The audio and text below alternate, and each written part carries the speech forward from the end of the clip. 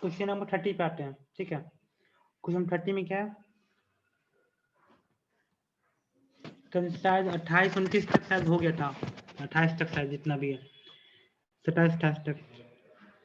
इसमें क्या है 30 में, two infinitely non parallel bar having the linear charge density lambda and lambda 2 respectively are placed at the distance are the force per unit length on the other bar will be। तो यहाँ पे क्या है, एक बार ऐसा है और एक बार ऐसा है, दोनों का हमको चार्ज पर यूनिट लेंथ दिया हुआ है। ओके, तो मानते हैं कि इस पे चार्ज कितना है Q1,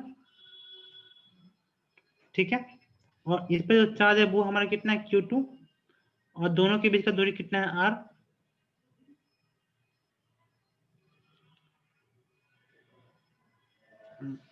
ओके, तो force per unit length on other bar, force per unit length दोनों बार का कितना होगा। ओके, तो जनरली फोर्स का मान कितना होता है हमारा K Q1 Q2 by R। Okay, इतना ही होगा हमारा फोर्स का मान के Q1 Q2 by R square, या फिर सिंपली सा F इक्वल टू QE, ये ना होगा F इक्वल टू QE। तो देखो ये हमारा जो बहुत लंबा वायर है क्या है, इन्फिनिटी लॉन्ग वायर है, तो इन्फिनिटी लॉन्ग वायर का कितना होता है इंडक्टिव फील्ड कितना होता है, KQ divide by R square sin θ1 plus sin θ2, इतना ही होगा हमारा। ओके, इसका मान कितना होगा हमारा, इतना ही होगा। ठीक है, तो हमारा अगर इन्फिनिटी लॉन्ग बार होगा तो हमारा θ1 और θ2 का मान कितना हो जाएगा, 90 डिग्री। जब इन्फिनिटी लॉन्ग बार होता है तो θ1 θ2 का मान हमारा 90 डिग्री हो जाता है। तो हमारा जो इंडक्टिव फील्ड का मान होगा वो कितना होगा, KQ sin 90 plus sin 90 2 KQ by R square, 2 KQ by R square, और Q का मान कितना पुट कर सकते हैं। ओके, तो देखो Q बाई, अब हमारे पास ये हुआ इंडक्टिव फील्ड, तो अगर हमारे पास कोई पूछेगा फोर्स कितना होगा, Q इंटू ई, मतलब K Q1 Q2 by R square, ये होगा हमारा फोर्स का मान, और यहाँ पे जो 2K Q1 Q2 by R square. Okay, तो देखो Q1 बाई R और Q2 बाई R जो हम करेंगे तो दोनों का क्या हो जाएगा, ये हो जाएगा λ1, एक का हो जाएगा λ2, तो हमारा जो आंसर आएगा कितना होगा 2K λ1 और λ2। और कह रहा फोर्स पर यूनिट लेंथ का पूछा है, तो फोर्स पर यूनिट लेंथ मतलब उसका नंबर इससे भागा दे दो, तो हमारा कौन सा ऑप्शन होगा, ऑप्शन नंबर 2। ओके, तो देखो पहले डायमेंशन से ही जोटा ये दो, फर्स्ट और थर्ड तो होगा नहीं, होगा तो सेकंड और फोर्थ होगा। ओके, डायमेंशन से हमको मालूम चल जाएगा। ओके, और दोनों में करेंगे तो लॉन्ग बायर होगा तो उसका इंडक्टिव फील्ड होगा कितना, k q by r square sine theta 1 plus sine theta 2, और जब इनफाइनाइट बार होता है तो थीटा 1 थीटा 2 का मान हमारा 90 डिग्री हो जाता है। ओके,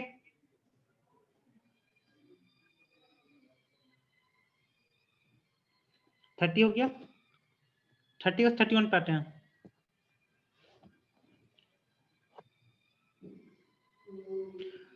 में क्या है हमारा, choose the correct statement regarding the electric field नानो फोर्स। इलेक्ट्रिक फील्ड नानो फोर्स का कौन सा स्टेटमेंट हमारा करेक्ट है। ठीक है, 31 का देखते हैं, करेक्ट पूछा कि नहीं, हाँ इनकरेक्ट पूछा। They emerge from the negative charge and terminate in the positive charge. तो इलेक्ट्रिक फील्ड लाइन क्या नेगेटिव चार्ज से इमर्ज होता है कि उसमें कन्वर्ज होता है। Statement number 1 is incorrect. Statement number 2 पे आते हैं, electric field in that region is big where the density of electric line force is more. ये तो बिल्कुल करेक्ट, जहां पे इलेक्ट्रिक लाइन ज्यादा होगा वहां पे इलेक्ट्रिक फील्ड लाइन स्ट्रॉन्ग ना होगा, यहाँ पे बिग कह रहा है, नहीं हो सकता। They are in radian direction from a point charge. Point charge से क्या होता है, रेडियन डायरेक्शन में होता है इलेक्ट्रिक फील्ड लाइन, तो ये बात तो ये सही कह रहा है, तो हमारा स्टेटमेंट नंबर 3 सही हो सकता है। They have the physical resistance, नहीं इसके पास कोई फिजिकल रेजिस्टेंस नहीं होता, यह एक इमेजिनरी चीज होता है, इसको हम लोग फिजिकली ये नहीं होता। Option number 3 is correct. Question number 32 पे आते हैं। 32 पे क्या हमारा, हाँ, इस solid sphere of radius it charge uniformly bit total charge q, then the correct expression for the electric field, electric field हमारा कौन सा सही होगा? ओके तो हमारा सॉलिड स्फीयर है, तो सॉलिड स्फीयर का इलेक्ट्रिक फील्ड पता है, जब x का मान r से ज्यादा होगा, जब x का मान r से ज्यादा होगा तो हमारा सिंपल सा के क्यू बाई आर स्क्वायर, के क्यू बाई एक्स स्क्वायर सीधे होता है हमारा, इसमें कोई दिक्कत वाली बात नहीं है। देखो जब x का मान मतलब छोटका r मतलब है वो बड़ा है r से, तो सिंपली के क्यू बाई आर स्क्वायर, और जब छोटका r अगर हमारा डिस्टेंस होगा इसका रेडियस से कम है तो हमारा सिंपल सा होता है k q x by r cube. Okay ये हम पढ़ चुके हैं, तो सीधा फॉर्मूला ही पूछ दिया है, तो हमारा ये 1 भी सही है और 2 भी सही है, तो हम कौन सा स्टेटमेंट मारेंगे? और स्टेटमेंट नंबर 4, तो दोनों सही होगा तो मतलब both 1 and 2। Okay 32 is completed. 33 पे आते हैं।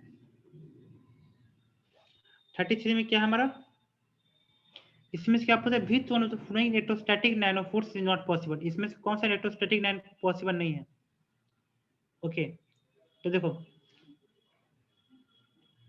33 का कौन सा होगा, तो देखो यह यह डाइवर्ज कर रहा है, तो मतलब ये पॉजिटिव चार्ज हो सकता है, यहाँ भी डाइवर्ज कर रहा है, ये भी पॉजिटिव चार्ज हो सकता है, इलेक्ट्रिक फील्ड एंड स्टेट है, सही है, ये भी हो सकता है। और स्टेटमेंट नंबर 3, और स्टेटमेंट नंबर 3 क्यों नहीं हो सकता? क्योंकि कभी भी electric field line close loop नहीं बनाता। Okay electric field line does not form any close loop.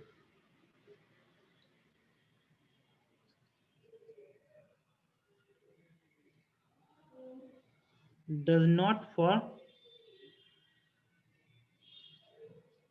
any closed loop। तो स्टेटमेंट नंबर ऑप्शन नंबर 3 ये हमारा कभी नहीं हो सकता। 33 हो गया। 34 पे आते हैं। 34 पे क्या हमारा, a sphere of radius r and charge q is placed inside the concentric imaginary sphere of radius 2r, the flux associated with the imaginary sphere is, imaginary sphere से हमारा फ्लक्स कितना होगा, तो क्या करा, एक छोटा सा चार्ज q है जिसका रेडियस हमारा r है, इसको हम एक बड़ा सा गुना में रख दिए जिसका रेडियस 2r है, तो बताओ हमारा इलेक्ट्रिक फ्लक्स कितना होगा?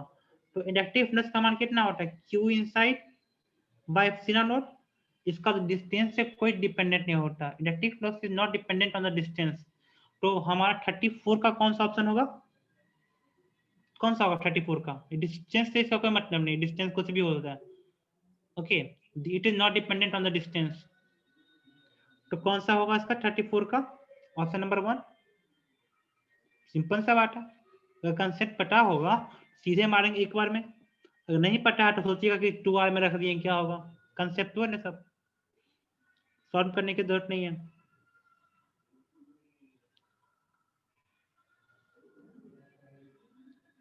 आ गया? अच्छा ये नॉन कंडक्टिंग सॉलिड स्फीयर हमारा क्या है, नॉन कंडक्टिंग सॉलिड स्फीयर जिसका रेडियस हमारा r दिया हुआ है, इसको चार्ज कर दिए, the magnitude of electric field due to the sphere at a distance r from the centre. Okay तो हमारा नॉन कंडक्टिंग सॉलिड स्फीयर है, ठीक है, नॉन कंडक्टिंग सॉलिड स्फीयर है तो मतलब कि चार्ज अंदर भी होगा चार्ज बाहर भी होगा, ठीक है। तब इसका क्या पूछा, इलेक्ट्रिक फील्ड क्या होगा इसके कारण, तो देखो बताता है, इट इंक्रीजेस एज आर, अगर आर देखो अगर आर हमारा छोटा होगा, मतलब डिस्टेंस हमारा छोटा होगा रेडियस से, तो हमारा इलेक्ट्रिक फील्ड लाइन होता है आर पे डिपेंड करेगा, छोटा आर पे डिपेंड करेगा। अभी अभी हमने फॉर्मूला पढ़ा था, ऊपर में हमने अभी भी फॉर्मूला पढ़ा था पिछला स्लाइड में, यहाँ पे देखो यहाँ पे मैंने पढ़ा k q x by r cube, तो हमारा स्टेटमेंट नंबर 35 का 1 सही होगा कि गलत होगा? स्टेटमेंट नंबर 1 हमारा सही लग रहा है। अच्छा decreases as r increases from zero, अगर आर अगर छोटा होगा इन्फिनिटी से और जीरो से ज्यादा होगा तो ये डिक्रीज करेगा। ये कुछ समझ में हमको नहीं आ रहा। डिक्रीज अगर आर इंक्रीजेस, अगर आर जो होता है छोटा, डिक्रीजेस आर, ये तो दोनों सम सेम है। आर नहीं, सेम नहीं है। अगर आर कम रेडियस से ज्यादा होगा और इंफिनिटी से कम होगा, इसमें 0 से ज्यादा होगा, इंफिनिटी से कम होगा, तो डिक्रीज करेगा नहीं। ऐसा कोई स्टेटमेंट हमने नहीं पढ़ा। Is discontinuous at r equal to r. Okay, अगर जो हमारा radius r equal to r हो जाएगा तो ये डिसकंटिन्यूअस हो जाएगा, मतलब कि इलेक्ट्रिक फील्ड सीधे आपका जो है कि क्यू बाई आर पर एक किसी पे डिपेंड नहीं करेगा। ओके, अगर हमारा डिस्टेंस आर पे हो जाएगा तो वो डिसकंटिन्यूअस हो जाएगा इलेक्ट्रिक फील्ड। ये कह रहा है क्या? डिसकंटिन्यूअस मतलब डिसकंटिन्यू क्यों करेगा? कंटिन्यू तो करेगा ही। ओके, तो ये नहीं लग रहा, ठीक है। ए हमारा सही लग रहा है इसमें, ए। तो जितना भी बी और डी वाला ऑप्शन है वो, बी और डी, मतलब बी और डी जिसमें इसमें उसको हटा दो। ओके, डिक्रीजेस आर, हाँ क्या करा, अगर छोटका आर जोटा है, हाँ इसमें क्या हमारा, इसमें एक मिनट, अगर हमारा जो डिस्टेंस है वो रेडियस से ज्यादा हो जाएगा और इंफिनिटी से कम होगा तो वो डिक्रीज करेगा आर के प्रोपोर्शन में। अगर आर बढ़ेगा तो इंडक्टिव फील्ड डिक्रीज करेगा। तो ये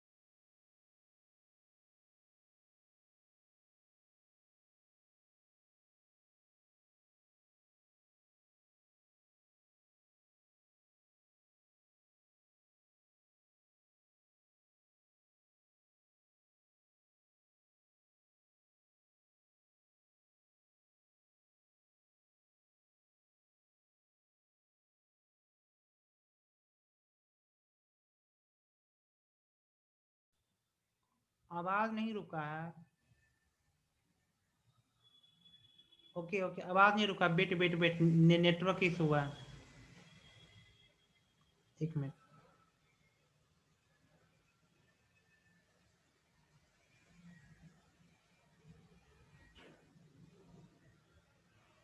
एक मिनट, कभी कभी वाईफाई भी धोखा दे देता है, क्या करोगे? आवाज नहीं रुका, नेटवर्क इशू आ गया, टैबलेट से जो है ना डिसकंटिन्यू हो गया, फ्रंट कनेक्ट हो जाएगा। आवाज आ रही है अब?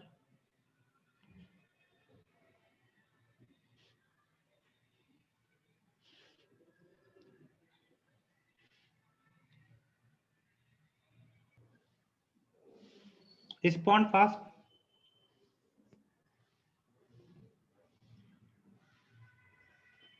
आवाज किस क्वेश्चन से नहीं आ रही थी? फिर से बताएं। ओके, कोई दिक्कत नहीं। देखो देखो, हमने क्या बोला कि अगर जो आर जो होगा आपका छोटा होगा कैपिटल आर से, आपका जो रेडियस से छोटा होगा डिस्टेंस, तो देखिए इंडक्टिव फील्ड का मान कितना होगा आपका, k q x by r cube. Okay, तो देखो अगर एक्स बढ़े, अगर आपका डिस्टेंस छोटा रेडियस से कम होगा तो इलेक्ट्रिक फील्ड बढ़ेगा। अगर आपका एक्स का मान बढ़ेगा, छोटा आर का मान बढ़ेगा, तो आपका इलेक्ट्रिक फील्ड बढ़ेगा। ऑप्शन नंबर ए आपका सही लग रहा है। ऑप्शन नंबर बी में क्या है, डिक्रीजेस। देखो अगर ये छोटका आर जो होता है 0 से बड़ा होगा और इंफिनिटी से कम होगा तो ये तो क्या करेगा, डिक्रीज करेगा नहीं, ऐसा थोड़ी है। अगर जो है रेडियस से कम होगा तो हमारा इलेक्ट्रिक फील्ड क्या हो रहा है, बढ़ रहा है। तो स्टेटमेंट नंबर 2 हमारा इनकरेक्ट हुआ। तो स्टेटमेंट नंबर 3 में क्या है कि अगर हमारा डिस्टेंस है वो रेडियस से ज्यादा होगा और इंफिनिटी से कम होगा, तो अगर अगर रेडियस से ज्यादा होगा तो हमारा इलेक्ट्रिक फील्ड का मान कैसे वेरी करेगा, के क्यू बाई आर पर। स्टेटमेंट नंबर 3 हमारा सही लग रहा है। Discontinue at radius r is equal to r। अगर हमारा r और r बराबर हो जाए तो डिसकंटिन्यू हो जाएगा। ऐसा क्यों होगा? ऐसा नहीं होगा। Both a and c is correct. इसका ऑप्शन नंबर 1 आ गया।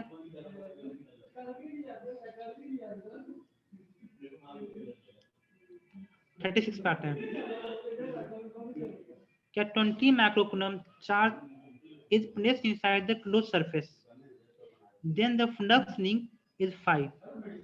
If 80 microcoulomb charge is put inside the surface, then the change in flux is what? Okay, okay. एक मिनट।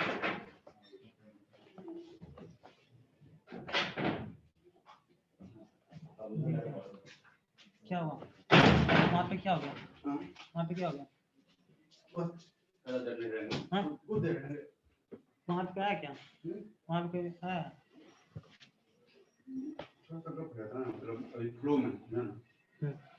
देखो हमने क्या किया यहाँ पे 20 माइक्रोकूलम का चार्ज है किसी क्लोज सरफेस में, हमारा फ्लक्स 5 है, तो 5 का मान कितना हो गया 20 बाय एप्सिलॉन नॉट।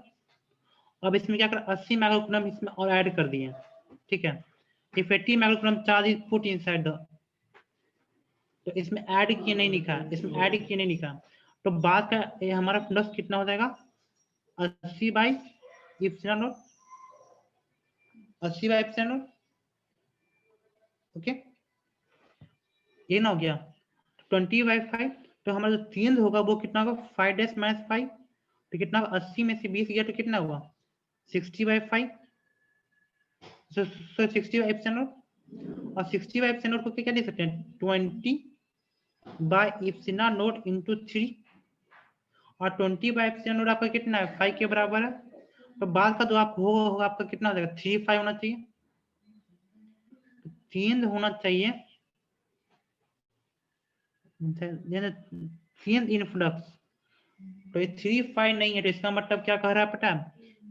इसका मतलब कह रहा है कि आपके पास शुरू में है 20 माइक्रोकूलम का चार्ज, तब आपके अंदर जो इलेक्ट्रिक फ्लक्स होगा वो कितना होता है 20 बाई एप्सिलॉन नॉट, बाद में 80 माइक्रोकूलम और इसमें ऐड कर दिए। ये यहाँ पे स्पष्ट नहीं लिखा है कि इसमें सिर्फ रखे हैं कि इसमें ऐड किए हैं। तो देखो एक सरफेस के अंदर 20 माइक्रोकूलम था, तो हमारा फ्लक्स हो गया 20 बाई एप्सिलॉन नॉट, अब 80 और ऐड कर देंगे तो हमारा बाद का फ्लक्स कितना हो जाएगा 100 बाई एप्सिलॉन नॉट, और जो चेंज होगा हमारा 5 डैश माइनस 5 वो कितना होगा हमारा 100 में से 20 गया 80 बाई एप्सिलॉन नॉट, और 80 बाई एप्सिलॉन नॉट को क्या लिख सकते हैं 20 बाई एप्सिलॉन नॉट इनटू 4, और 20 बाई एप्सिलॉन नॉट आपका कितना है 5 के बराबर है, तो आपका कितना हो जाएगा 4 5 हो जाएगा ऑप्शन नंबर 1, क्योंकि आपका यहाँ पे चेंज पूछ रहा है 3 दिन फ्लक्स। देखिए यहाँ पे 3 दिन फ्लक्स पूछ रहा है, तो 3 दिन इतना ही होगा। फ्लक्स होता है वो डिपेंड किस पे करता है, सिर्फ चार्ज पे डिपेंड करता है, एरिया पर डिपेंड करता है नहीं, वो कितना बड़ा एरिया है। 37 पे आते हैं। In a region of a space electric field is given by the इतना इतना आपका इलेक्ट्रिक फील्ड है, the electric flux through the surface of area 100 unit in X Y plane. Okay, तो देखो अगर आपका एक्स वाई प्लेन में 100 unit दिया हुआ है, एक्स वाई प्लेन मतलब जेड एक्सिस में, समझे? एक्स वाई प्लेन का मतलब कितना हुआ जेड एक्सिस में की बात कर रहा है, तो आपका जो एरिया वेक्टर है वो आपका कहाँ पे, क्योंकि हमेशा एरिया वेक्टर जो होता है प्लेन का परपेंडिकुलर होता है, ये दिमाग में सीधे है। एक्स वाई प्लेन में अगर आपका एरिया है तो आपका एरिया वेक्टर किधर होगा जेड एक्सिस में, तो 100 के आप देखो अब ए डॉट बी तो पता ही होगा, a dot b a x b x plus a y b y plus a z b z. Okay, तो यहाँ पे 100 इंटू 3 करेंगे तो आपका कितना होगा 300, ऑप्शन नंबर 2। अब बाकी आपका तो 8 इंटू 0 4 इंटू 0, सिंपल सा पूरा सॉल्व करने का नहीं पड़ेगा, समझ रहे हैं ना, x b x plus a y b y plus a z b z करके दिखा दें। 37 समझ में आया?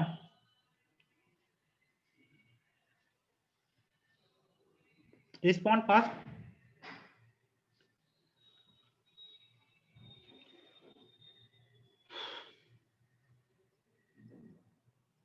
थर्टी एट पे आते हैं। 38 पे क्या हमारा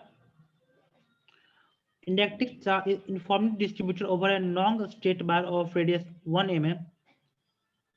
ठीक है, हमारा इसका रेडियस 1 mm है और इसमें uniformly distributed charge per centimetre length of the bar is q coulomb. तो चार्ज पर सेंटीमीटर आपका क्यू कूलम दिया हुआ है।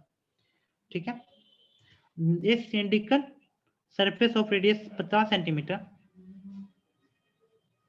ओके, इसका रेडियस हमारा कितना है 50 सेंटीमीटर का, and the length is 1 metre. हाँ, इसका लेंथ कितना है हमारा 1 मीटर का है। ठीक है, तो enclosed by the bar symmetrically as shown in figure. The total flux through the cylindrical surface is what? Total flux हमारा cylindrical surface के द्वारा कितना होगा? ओके ओके, तो इलेक्ट्रिक फ्लक्स का मतलब कितना होता है? Q by epsilon नॉट, सीधे charge by epsilon not, charge अंदर बाय एप्सिलॉन नॉट, इतना ही होगा। ओके, तब देखो इसका जब इतना भी होगा चार्ज होगा वो कहाँ पे होगा? इस सरफेस पे होगा। ओके, और इसका कौन सा होगा? 38। देखो इसका क्या क्या दिया हुआ है? एक बार है, हाँ बार का कितना है? रेडियस 1 mm है। ठीक है, electric informed over long straight bar of radius 1 mm, इसका रेडियस है 1 mm का। ठीक है, इस बार का। ठीक है, और इसका चार्ज पर सेंटीमीटर इतना दिया हुआ है। तो देखो ये आपका कितना दिया हुआ? Radius 1 mm, charge per centimetre मतलब आपका चार्ज पर यूनिट लेंथ कितना हुआ आपका? यहाँ पे चार्ज पर यूनिट लेंथ की बात करेंगे तो Q बाई 100, 1 सेंटीमीटर में कितना होता? 1 सेंटीमीटर में कितना मीटर? 1 मिनट, 1 सेंटीमीटर में 10⁻⁻² मीटर सीधे लिखेंगे। तो चार्ज पर यूनिट मीटर कितना होगा? Q by 10⁻⁻²। Charge per unit आपका इतना दिया हुआ, और ये पूरा बार कितना है आपका? 1 mm का, इसका रेडियस है 1 mm का। ठीक है, इसका रेडियस है ना 1 mm का, लेकिन इसका जो है लेंथ है कितना आपका? 1 मीटर है। सॉरी, इसका रेडियस है 1 mm का, तो इसका रेडियस से क्या दिक्कत है? ये इसकी पूरी लंबाई है आपकी दी हुई एक मीटर का, इसका पूरा लंबाई 1 मीटर का। तो चार्ज पर यूनिट आपके पास कितना है? 100 इंटू 100 क्यूब पर मीटर। चार्ज पर मीटर कूलम पर मीटर, ये दिया 100 क्यू, और लेंथ आपका है कितना? 1 मीटर का है। तो कितना charge per unit length into length, आपका जो पूरा चार्ज आएगा कितना आएगा? 100 क्यू का आएगा। तो आपका अंदर का जो चार्ज आ गया वो कितना आ गया? 100 Q by epsilon not. Option number 2 समझ आया? इतनी समझ आया आपको? क्यू 100 क्यू जो दिया हुआ है मतलब charge per unit, charge per centimetre मतलब 100 क्यू हुआ। ये हुआ आपका चार्ज पर यूनिट लेंथ है, और इसको जो 1 मीटर लंबाई है तो 1 मीटर से गुना कर दिया तो पूरा चार्ज आ गया 100 Q. 100 Q by epsilon not आपका इलेक्ट्रिक फ्लक्स आ गया। ये समझ आया कि नहीं आया? 38।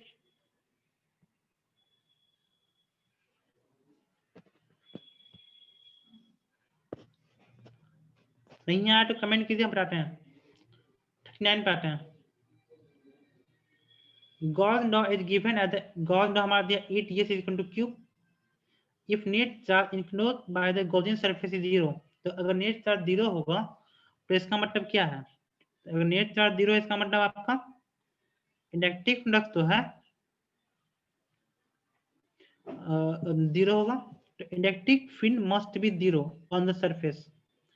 तो देखो इलेक्ट्रिक फील्ड 0 का जरूरी है। देखो अगर यहाँ पे डायपोल रखते हैं Q और माइनस Q, तो क्या इसके कारण इलेक्ट्रिक फील्ड नहीं होता सरफेस पे? इलेक्ट्रिक फील्ड होता है, इलेक्ट्रिक फील्ड नॉट 0। ओके, लेकिन इलेक्ट्रिक फ्लक्स में भी 0। Option number 1 is not a correct. Number of incoming and outgoing electric line equal 39 का। तो इनकमिंग लाइन और आउटगोइंग लाइन हमारा इलेक्ट्रिक फील्ड का इक्वल हो सकता है। सही स्टेटमेंट है। There is net incoming of electric line नहीं, there is net incoming of electric line नहीं, इनकमिंग ऑफ इलेक्ट्रिक 9 और इनकमिंग ऑफ आउटगोइंग 9 दोनों हमारा क्या होता है, बराबर होगा। ओके, तो हमारा इसका ऑप्शन नंबर 2 हो गया। 40 में आते हैं। 40 में क्या है हमारा, इलेक्ट्रिक फील्ड हमारे यहाँ पे दिया हुआ है, ठीक है। तो इलेक्ट्रिक फील्ड कितना है हमारा, 100 volt per metre at a distance of 20 centimetre from the center of the dielectric sphere of radius 10 centimeter if E at 3 centimeter from the center of a sphere is what?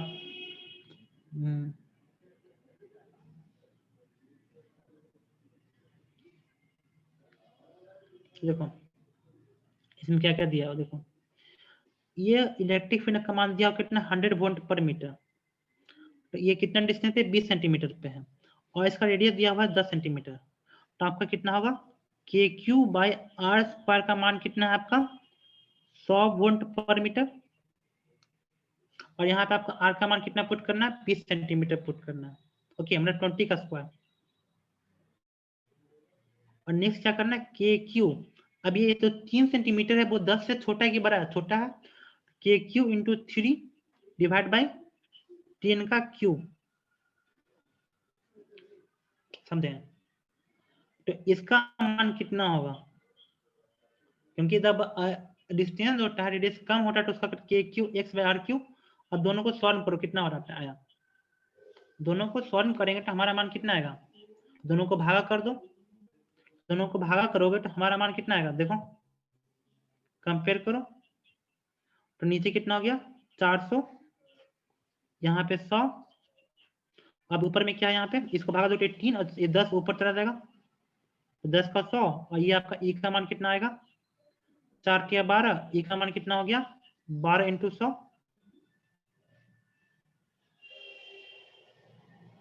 कुछ होगा 120 volt per metre के आसपास आएगा।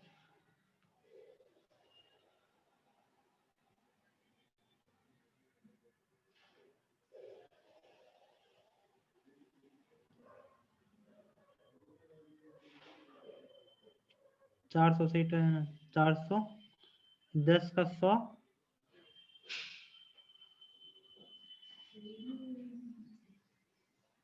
Sorry कुछ गड़बड़ हुआ इसमें,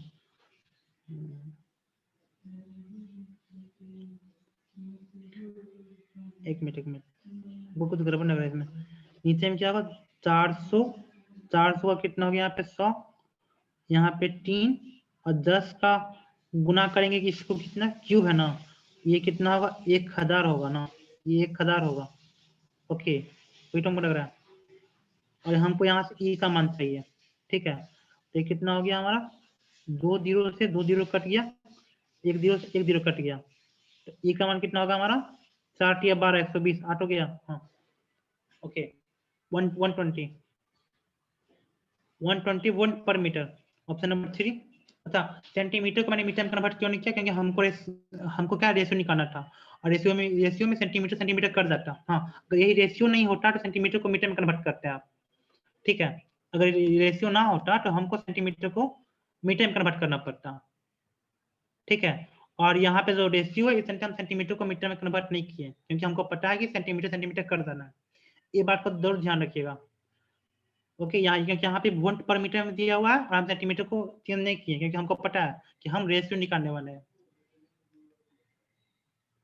41 पे आते हैं, और 41 पे क्या, electric flux entering and leaving the closed surfaces phi1 and phi2 respectively, then the charge electric charge inside the sphere will be what.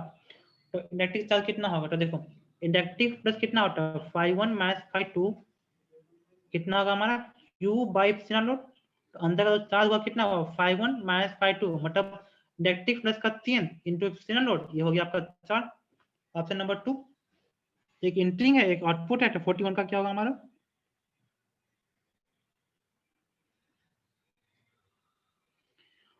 Option number 2।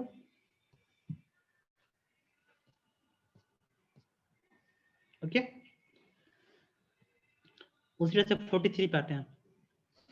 41 हो गया, टाइम कितना बचा है, 38 हो गया, 38, 5 मिनट हो रहा है, अच्छा बहुत अच्छा। Electric field in a region of a space is given by the इतना, हमारा इलेक्ट्रिक फील्ड का मान इतना दिया हुआ है। The electric flux through an area of 2 metre square in by that plane, तो हमेशा area vector perpendicular to the plane, तो बाय दैट मतलब ये एक्स एक्सिस में है, तो 2 मीटर जो है हमारा किसमें 2i, तो हमारा कितना होगा 5 दूनी 10, ऑप्शन नंबर 1। एक और बन गया कि नहीं बन गया हमारा, ज़्यादा सोचना नहीं इसमें,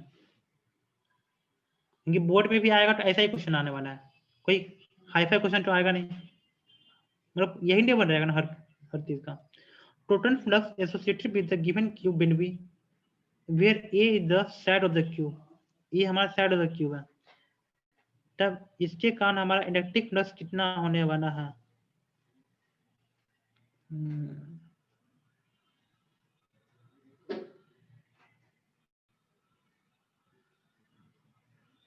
तो टोटल फ्लक्स कितना होगा इसका हमारा, देखो इसके लिए क्या करो, सिंपली सबको ऐड कर दो, जितना भी चार्ज है क्यू बाई इप्सिलॉन नॉट, कुछ नहीं सोचना है, डिस्टेंस में कुछ सोचना ही नहीं है, दिमाग नहीं लगाना है। तो देखो इतना कितना 2 1 3 जितना भी है 8 7 14 15, इसको करके देखना कितना आता है, ठीक है। हम लोग नेक्स्ट क्वेश्चन देखेंगे, सिंपल सा जितना भी चार्ज सबको जोड़ दो और उसको इप्सिलॉन नॉट से भाग कर दो, और देखो और पर क्या करना, 4 pi epsilon naught is equal to कितना होता है 1 बाई 4 पाई इप्सिलॉन नॉट का मतलब होता है 9 इंटू 10 पे पावर 9, सॉरी क्या हम निकालेंगे 1 बाई 4 पाई इप्सिलॉन नॉट का मान कितना होता है 9 इंटू 10 पे पावर 9, तो इप्सिलॉन नॉट का मान, तो 1 बाई इप्सिलॉन नॉट का मान कितना होगा 4 पाई इंटू 9 इंटू 10 पे पावर 9, ओके। और यहाँ पे जितना भी चार्ज है सबको जोड़ दो और उसको क्या कर दो 1 बाई इप्सिलॉन नॉट का मान लिख दो, आंसर आ जाएगा। कंक्लूजन हम छोड़ रहे हैं आप पे, 43 का ऑप्शन नंबर 2 होगा, आंसर में इसका ऑप्शन नंबर 2 दिया है, ओके। मॉड्यूल तो आपके पास हो गई। 44 पे आते हैं। A point charge is placed at a distance a by 2 perpendicular to the plane and above the center of the square of side A. Electric flux through the square will be, पंडित देखो इसको कहाँ रखें, इसको centre of the square का centre पर रखे हैं, तो सीधे क्यूब एप्सिलॉन और सोचो, दिमाग नहीं लगाना इसमें, ओके। हम सोचे ठीक कहीं उसको ना वो कॉर्नर पे नहीं रख दिया, कॉर्नर पे रखा तो कुछ और बातें होती। खत्म हो गया, I had completed the question, okay. यहाँ तक में कोई दिक्कत आया तो पूछ सकते हैं, ठीक है, क्योंकि हमने आज बहुत क्वेश्चन कर लिया कल के कंपेयर में, 44 तक पहुंच गए सीधे, मतलब 14 क्वेश्चन वन डे। यहाँ तक किसी को दिक्कत, any doubt you can ask me on the WhatsApp or the chat box of the application.